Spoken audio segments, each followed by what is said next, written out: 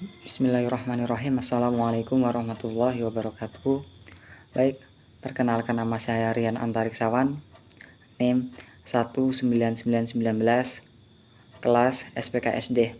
Baik, saya di sini ingin mengambil topik mengenai tanggung jawab dan kompetisi profesi, yaitu mengenai apakah itu tanggung jawab. Tanggung jawab menurut Kamus Besar KBBI yaitu yang pertama adalah keadaan wajib menanggung segala sesuatu. Kalau terjadi apa-apa, boleh dituntut dan dipersalahkan atau diperkarakan dengan sebagainya. Nah, yang kedua itu ada secara hukum, fungsi menerima pembebanan sebagai akibat sikap pihak dan sendiri atau pihak lain. Nah, jadi menurut pengertian umum, sadar atas apa yang dilakukannya. Lalu, di sini mengenai tentang tanggung jawab moral, yaitu tanggung jawab merupakan beban moral karena dibebankan pada kehendak manusia yang bebas untuk melaksanakan kebaikan. Tanggung jawab tidak dimiliki oleh makhluk hidup lain selain manusia. Ingat, karena hanya manusialah yang mengerti dan menyadari perbuatannya sesuai dengan tuntutan kodrat manusia. Nah, jadi dan ada juga tanggung jawab merupakan sikap dan pendirian. Di situ kita harus memiliki manusia, karena dengan rasa tanggung jawab ini manusia itu berkembang, menghargai sesamanya dalam di lingkungan dalam kehidupan sehari-hari gitu kan. Jadi sikap kita merupakan beban moral karena segoyahnya diwujudkan dalam perilaku yang nyata, yaitu bertindak dengan semestinya, bertindak sesuai dengan moral, dengan norma-norma yang berlaku pada masyarakat, tidak dipengaruhi oleh faktor-faktor di luar dirinya. Nah, jadi dengan demikian, tanggung jawab itu moral merupakan landasan dan kebijakan manusia dalam memandang kehidupan ini. Lalu, keharusan seorang dalam profesi.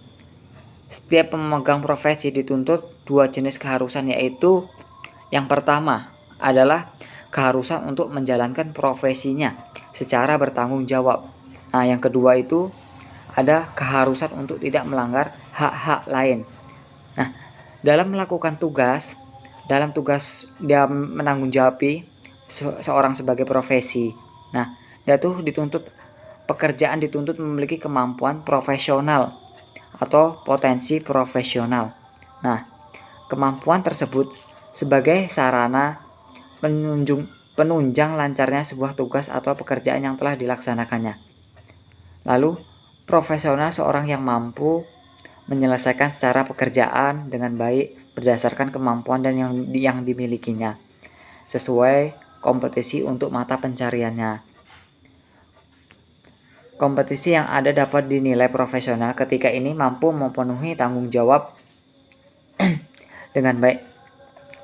Misalnya saja nih, pada seorang guru yang memiliki tenaga profesional untuk mendidik anak didik kita. Nah, di situ kompetisi yang ada pada seorang belum tentu menunjukkan seorang tersebut profesional. Kenapa begitu? Karena dalam melakukan pekerjaan itu tidak hanya menunjukkan kemampuan dalam melakukan pekerjaannya, akan tetapi juga menguasai secara rasional, yaitu tanggung jawab yang sedang ia lakukan dengan konsep serta teori tertentu. Nah, seorang yang dikatakan profesionalisme adalah mereka yang sangat kompetisi atau memiliki kompetensi tertentu yang mendasari kinerjanya. Nah, apakah itu kompetensi? Kompetensi itu adalah karakteristik pokok seorang yang berhubungan dengan ujung kerja efektif dan superior pada jabatannya tertentu.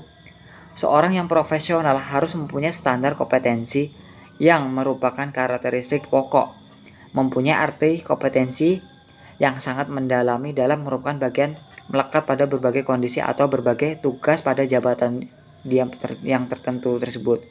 Nah, jadi di sini ada 5 karakteristik kompetensi, yaitu yang pertama itu ada motif. Yang kedua, ada sikap. Yang ketiga, itu ada konsep diri. Nah, di situ. Dan yang keempatnya adalah pengetahuan dan keterampilan. Lalu, di sini berdasarkan kategori pertanian, kehutanan, perikanan, peternakan, pemburuan, dan kegiatan YBD pada jabatan kerja manajer kinerja kebun. Standar kompetensinya adalah perumusan tentang kemampuan yang harus dimiliki seorang untuk melakukan suatu tugas atau pekerjaan yang didasari atas pengetahuannya. Nah, kenapa begitu? Ya, karena keterampilan dan sikap kerja dengan unjuk kerja yang persyaratkan. Nah, kompetensi terinci atas. Yang pertama yaitu ada kompetensi personal. Kemampuan personal, kemampuan itu kemampuan kita pribadi gitu kan, untuk melaksanakan tugas yang meliputi memahami diri. Nah, menerima diri kita, mengarahkan diri, mewujudkan diri. Nah, yang kedua itu ada kompetensi profesional. Kemampuan yang diperlukan untuk mewujudkan diri kita agar dapat menjalankan tugas secara profesional yang meliputi penguasa materi yang mendukung profesinya, rasa tanggung jawab berdasarkan tugas dan rasa kebersamaan dengan teman sejawat. Nah, jadi begitu. Jadi keinginan untuk menampilkan tingkah laku yang sebaik-baiknya. Jadi senantiasa memelihara dan meningkatkan citra profesi. Dan senantiasa berusaha mengembangkan diri, mengejar kualitas profesi, memiliki kebanggaan atas profesinya. Nah, jadi kalau yang ketiga yaitu ada kompetensi sosial. Itu mengenai kemampuan yang diperlukan oleh seseorang agar berhasil dalam berhubungan dengan orang lain. Nah, yaitu meliputi keterampilan. Contohnya aja lah, kita berinteraksi sesama sosial, sesama dalam teman kita sehari-hari gitu kan. Jadi, melaksanakan tanggung jawab sosial itu. Jadi yang keempat, kompetensi intelektual. Penguasaan berbagai ilmu pengetahuan yang berhubungan dengan tugasnya. Nah, itu yang bisa dinamakan profesional. Nah, yang kelima, kompetensi spiritual, yaitu kualitas keimanan dan ketakwaan sebagai orang yang beragama. Nah, di sini, apakah itu kompetensi? Kompetensi adalah suatu kemampuan menguasai dan menerapkan pengetahuan, keterampilan, atau keahlian dan sikap kerja tertentu di tempat kerja suatu dengan kinerja kita yang dipersyaratkan.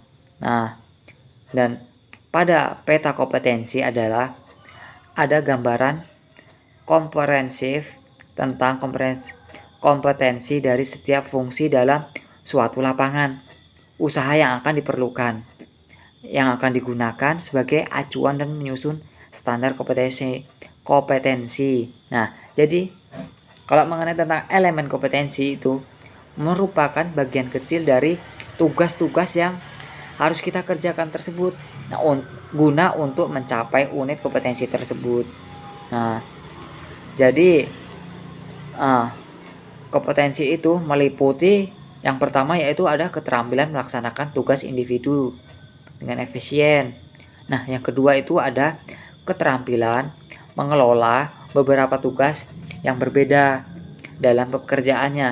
Nah, yang ketiga yaitu ada keterampilan merespon dan efektif hal-hal yang bukan merupakan pekerjaan rutin itu dan kerusakan. Yang keempat ada keterampilan menghadapi tanggung jawab, kebutuhan lingkungan termasuk bekerja dengan orang lain dan bekerja dalam kelompok. Kayak kita mengerjakan tugas secara sosial dengan teman-teman kita, bekerja sama gitu kan. Jadi berkompetensi itu lebih menitipkan pada ada yang dikerjakan oleh pekerja. Dengan perkataan lain kompeten menjalankan apa yang harusnya dikerjakan. Nah, jadi ingat itu. Kalau ingin menjadi yang profesional. Nah, jadi kompetensi juga harus dapat menggambarkan bagaimana cara melakukan suatu dengan efektif, bukan hanya mendata tugas.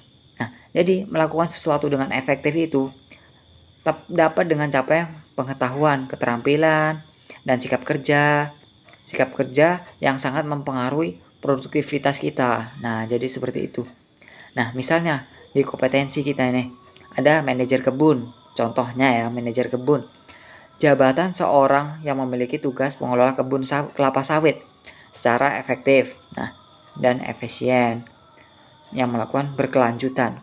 Nah, di situ ada administrasi kebun, serangkaian pengumpulan, pencatatan, dan pelaporan seluruh aktivitas fisik dan keuangan kebun.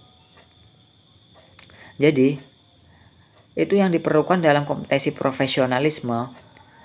Ada kompetensi spesialis, yaitu apa itu kompetensi spesialis?